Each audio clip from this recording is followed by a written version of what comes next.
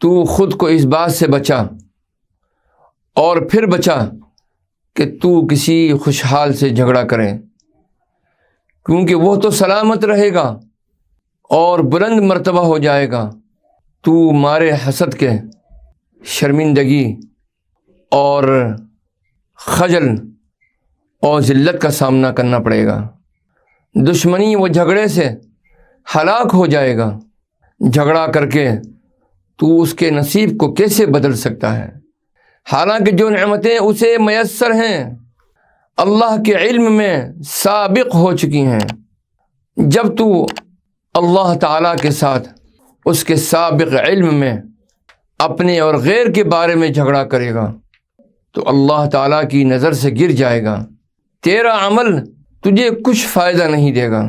جیسا کہ ارشاد باری تعالیٰ ہے، عاملۃ ناصبہ، عمل کرنے والا محض مشقت اٹھانے والا ہے۔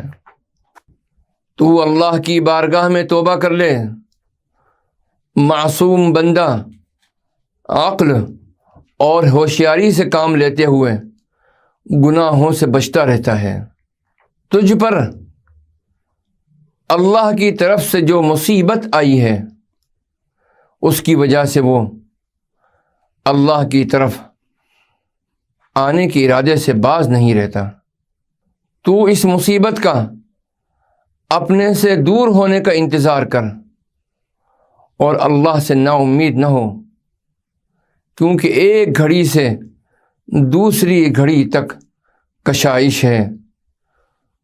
کل یوم ہوا فی شأن، وہ ہر ایک دن نئی شان میں ہے۔ وہ ایک قوم کی حالت دوسری قوم کی طرف پلٹ دیتا ہے۔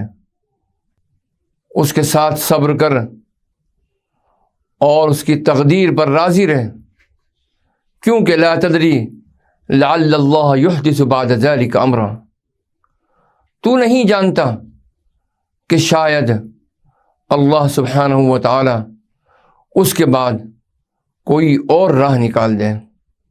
جب تو بلا پر صبر کرے گا تو تیری بلا ہلکی کر دی جائے گی اور تیرے لیے کوئی ایسی راہ نکال دے گا جسے وہ بھی پسند کرے گا اور تو بھی راضی ہوگا۔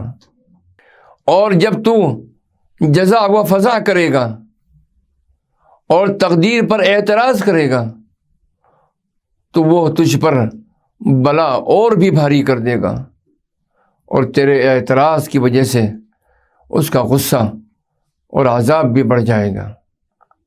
اے لوگوں، تم پر بلا اس لیے نازل ہوتی ہے کہ تم اللہ پر اعتراض کرتے ہو اور اس سے جھگڑا کرتے ہو، اپنے نفسوں اور خواہشوں اور اپنی غرضوں کے ساتھ قائم ہو، دنیا کی محبت میں، اس کے جمع کرنے کی حرص میں جمے ہوئے ہو۔ اگر دنیا کے بغیر چارہ نہ ہو تو اے مسلمانوں،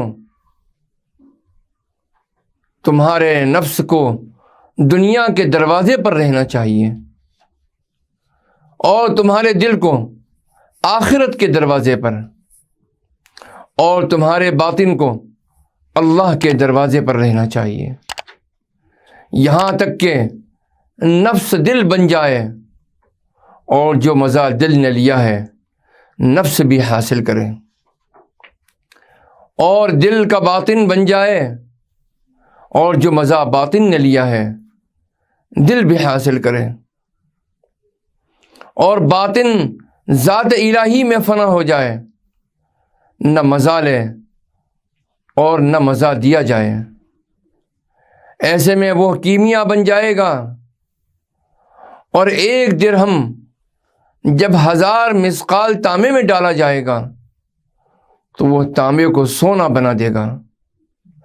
انسان کامل کی یہ غایت کلی ہے جو ہمیشہ باقی رہنے والی ہے۔